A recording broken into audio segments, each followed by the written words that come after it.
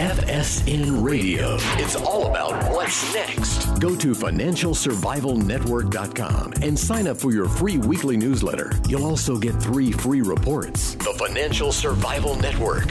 It's all about what's next.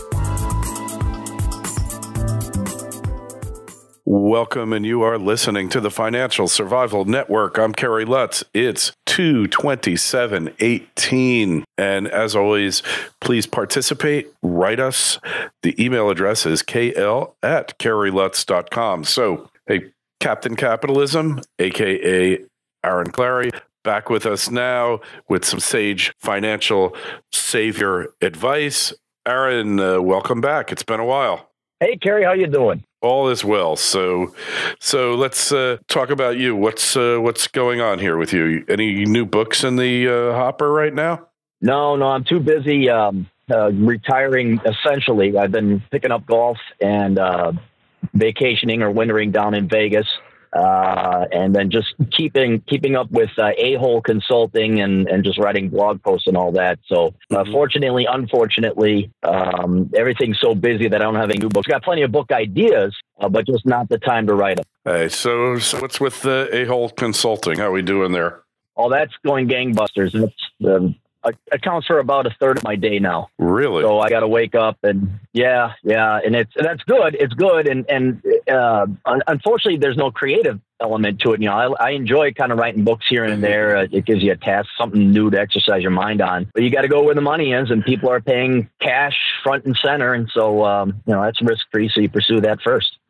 Hey, so in the Obama years, you had a bumper crop of a-holes. You know, they just kept making more and more of them. So these are great times for a-hole consulting. You got an unlimited audience. The only thing you've got limited is your time to basically work with your market. Right. And thank God the millennials and Gen Zers are coming online, because I don't think I'm ever running out of clients until I'm dead. Yeah, I know. I was just watching a video of yours where you advise parents not to pay their children's college tuition. Mm-hmm. That's a problem. I got a lot of baby boomer clients now who, I don't know if they missed out on 4th grade math or what, but they decided to pay little. We're not talking little anymore. Baby boomers, their kids are my age, maybe in their 30s, and they quote, are finally paying off their children's students' loans for doctorates in philosophy, art, history, whatever. And then they're like, now it's time to get serious about retirement. And I looked at them, I'm like, you're 62. You're going to work till you're dead. You're going to have to reverse mortgage your house. And then you look at them like, you don't even have 20% equity in your house. And so it's become very exasperating. And so I've learned that these past 20 years, I shouldn't have been trying to sell people truth. I should have been selling them lies because it's just so much more profitable. And so when I try and tell them, hey, you're not going to be able to retire until essentially you're dead, I try to put it in more polite terms than that. But I get a little bit of a backlash, and people don't like it when I tell them that. Yeah, well, you want to make enemies, just tell people the truth, what they don't want to hear, and you will be getting blowback for sure. Mm-hmm. And that's where I think the future, not for anyone of your listeners are, but if people are interested in making money, and I hate to sound so cynical and dark, but I've been, sitting there on the golf course pondering the meaning of life and how should I blah, blah, blah money. Going forward, I have some good ideas, but then I also have had some ideas that are essentially, if people are going to reward you for lies and punish you for telling them the truth, I no longer have any morality about it. I've absolved myself of morality. If you are going to punish me, lecture me, hate me for telling you the truth, but you're going to reward me for telling you lies, I think the morality is upon you for being so foolish to believe that. And going forward, I have a couple ideas. Can't mention them here because, again, I don't like giving away my business ideas. But I'm going into the lie market. I'm telling people lies. I want to be Oprah. I want to lie to millions of women and make billions of dollars and be rewarded wealth in the process. Well, that's an honest profession, telling lies, right? Hey, Democrats make money off of it since 60, 70, ever since the Great Society. They've been making money off of it, and not just the Democrats, but you look at media, you look at the fashion magazines or the Glamour and Vogue or People. You look at pretty much, gosh almighty, you take government out of it, 60% of the private sector GDP it's all selling lies. And of course, there's the morality aspect of it. But I just, you've been in the realm of trying to tell people the truth and explain people the realities of economics and precious metals and inflation and central banking. And certainly your audience is intellectually honest and moral, and they'd like to know. But imagine if you put the exact same effort into selling people whatever variable annuities, or you ran as a Democrat and said, I'm going to give you free stuff, just vote for me. How much easier it would be for us. Oh yeah, much easier. It'd be so simple. It definitely would be. I mean, right. Or you didn't become a lawyer. What if you became a professor and charged kids $300 a credit, to tell them what they wanted to hear before you dumped them out into the real world? Yeah. Well, the old thing from A Few Good Men, Jack Nicholson, you can't handle the truth. And right. The more you go on, the more you wonder if he was really onto something. So, and in the olden days, when there was a bit more morality and ethical standards to your average American, in the 40s and 50s, that wouldn't have flown. Sure, you'd dupe some rubes and yokels into forking over the cash. There's a sucker born every minute. But if you look at how much we propagandize and brainwash kids, K through college, not even K through 12, K through college, and they come out with just this skewed, not to mention completely wrong view of the world, not to mention this holier than thou, sanctimonious type of thing. And this is my generation now. It started back in the 70s and the 80s. Oh, yeah. Now they're full grown adults. They want to believe in all this other. Fine. Show them the lies. Yeah. Girls, you can freeze your eggs at 40 and start having kids at 60, and there's going to be no medical complications, whatever. You don't need a husband. You just need a government check. And boys, you don't have to hit the gym. You just be a nice, sensitive 90s guy, and the girls will love you for you. You mean they won't? It doesn't work that way? You sure? No, I don't know if you know. I don't know if you noticed, Terry. You and I might know that lesson better than most. Yeah. Oh, God. My illusions are finally shattered here, Aaron. You shattered them. I'm sorry. But you do see, like, God, people, are living in a state of unreality. Right? I mean, they don't really know what is happening. They don't care what's happening. They don't have a clue. Mm-hmm.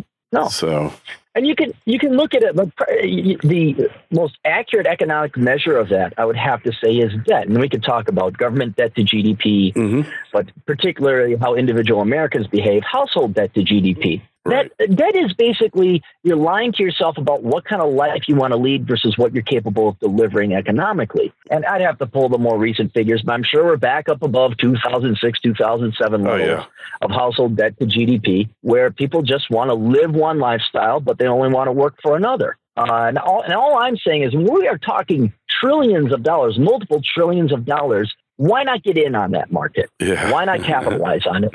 Especially because I got about 35 years left on this planet based on life expectancy. You're what, 2-3 years older than me? 45, 46, I think I probably got about 20 left, thereabouts. Okay, 20 years left. Right. Why work hard? Why try hard? Let's just, fine. Sell them what they want. Here's your fat fried ice cream, and it's healthy for you. And he's going to love you for you and your personality. Whatever you people want to hear, of course. Here it is. Just give me those greenbacks.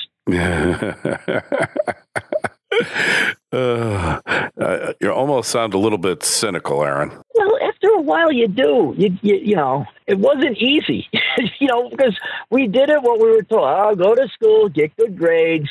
And the promises that were made to my generation and successive generations, perhaps even yours, the payoff was never there. And then you had to go wandering through the desert to figure out how the real world works. And when you see how corrupt it is and how shallow people are, you almost have this vengeance. I won't lie. There's kind of like this punishing aspect I have to it where, okay, you know what? I tried doing it right. All I got was guff, yelled at. Heck, I've lost contracts. I've been fired. My experiences going through the housing bubble and banking when I was trying to warn people about the housing bubble. They didn't want to listen. I got disciplined and all that.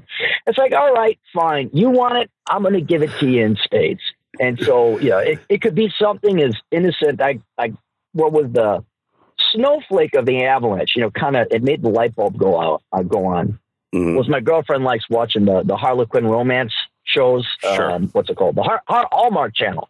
Right. And they had these movies. I'm not joking, Carey. They have Merry Christmas and Merry Christmas 2.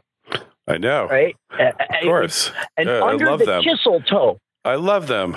Oh, that's the best. Right. Okay.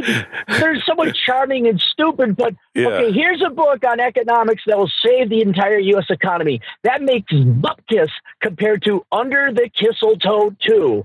And you got to look at, like, how am I going to spend my time? I got a great book right now, Carey. I got a great book idea. It involves a surgeon and investment banker because, you see, the girl always, it's formulaic. There's always an investment banker or a surgeon or a cowboy or an astronaut. And the girl has to choose between the two.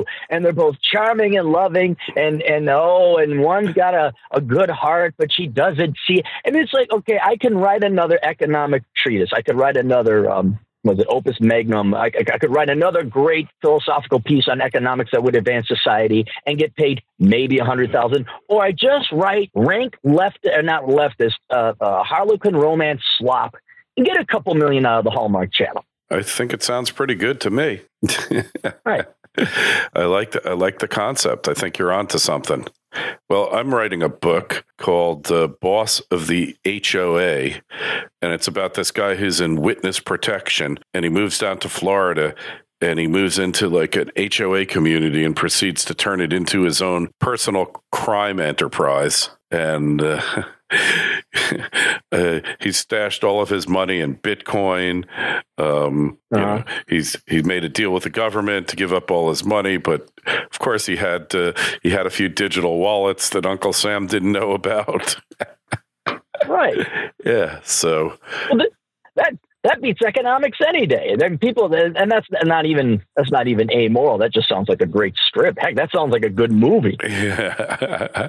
Yeah. Like they're having a problem with ne'er-do-wells in the neighborhood, like breaking into cars and stuff. So he waits out there at like 2 a.m. with a baseball bat and proceeds to beat the living daylights out of 3 of them and says, "You tell everybody I run this place now. You come back, you're all dead." It's a lot of fun. I never wrote a novel before, you know. Oh, you read it or are you writing it? I'm writing it. This is my baby. Oh, you're writing it? Yeah. Oh, it sounds wonderful. When is it? How far along are you? I'm about 3% through. Oh, all right. And of course, he's in 2027. Yeah, I'm figuring in 7 years it'll be done. Now, it took me like a day to write the first 3%. I just haven't gotten back to it yet. I've been a little preoccupied, but I'm going to get back to it in the next week or so and really start doing it, you know, really get it. Well, don't tell anybody any more details. That's enough of a sampler to pique most people's interest. Yeah, so you see a movie in this for me? No, I don't, because it's not a remake and it's original and it sounds good. They're just going to redo the Goonies. Yeah. They're going to come out with Ghostbusters 17, Fast and Furious 27. No, that's too good of a movie for Hollywood. They're not going to make it. Yeah, you know what? It's too good for them. I wouldn't even give it to them if they offered me $1 million. Well, maybe then. It's so funny, though. You know, I really, it's just fun, you know. The creative process. So lying is a form of creativity, right? Yeah, that's storytelling. Lying to purposely take advantage of other people when there's a cost in the other end, that requires a bit of cynicism and misanthropy that I think I've crossed that line. But writing a good, innocent, old school retirement mafioso book, that's something I'd really enjoy that one. Well, maybe we should write it together, man. No, you know, they're two captains sink a ship. I know. You got a great idea there. Maybe if you can write me in like a little cameo appearance, like some crazy guy from Minnesota comes in on his motorcycle and then he leaves after something. All right, I know just the character. I know just where to put you. Okay. Oh my God! You know, it's just amazing out there. But there are a certain portion of the population that really do want to know the truth, what's happening, and they want to make something of their lives, and they want their kids to be winners, not losers, right? Right. So then you tell your loved ones the truth, or you tell people that listen or you care about, or intellectually honest and moral people the truth.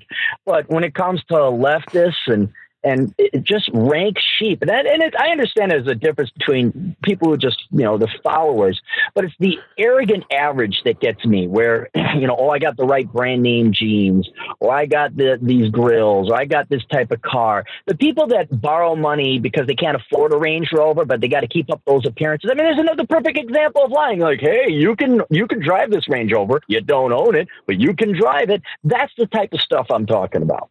Mm-hmm. It's very true. Very true. Couldn't agree with you more. Well, hey, that's human nature. It's kind of always been this way, or certainly it has been since the modern media took over and explained to people what they should be thinking. That guy, the sheriff of Broward County, which is one county south of where I am in Palm Beach County, he said in a quote from another instance, well, the lion doesn't have to explain to the sheep.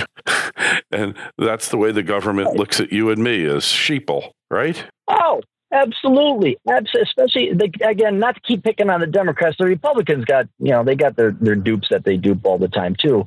But if you want to look at just the epitome of the lion devouring the sheep, and the sheep just lining up to get devoured, look at the racial, gender, and ethnic, and any other way the Democrats have divided to conquer us. Those various groups of people just line up to get screwed over by the Democrats. And there they are sitting in garbage holes like Baltimore, Detroit, Compton, Oakland, pick your place. And they're like, oh, yep, the Democrats really care about us. It's like you've had Democrats in your municipality, in your city council for 5 decades, sometimes 6 decades, and you're still going to vote for them. And, again, like I said, it's an issue of life expectancy, too. Do I want to bang my head against the wall like I have for the first 2/3 of my life? Or do I want to make the last third of my life a little bit easier and profitable? Good question. And yeah, it's enough to drive a sane person totally nuts, for sure. Well, so is this like are we looking for a sequel here of Enjoy the Decline?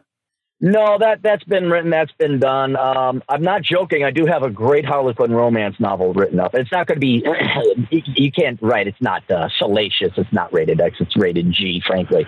But it's cute. It plays on all that. And that's one of the less nefarious things I got. But I have other things that are kind of just rank and file evil, where I'm going to take a group of, I can't say which group of people, but it's a large contingent that the Democrats lie to. And I'm going to lie to them better than the Democrats have ever lied to them, playing on their emotions, playing on their psychology.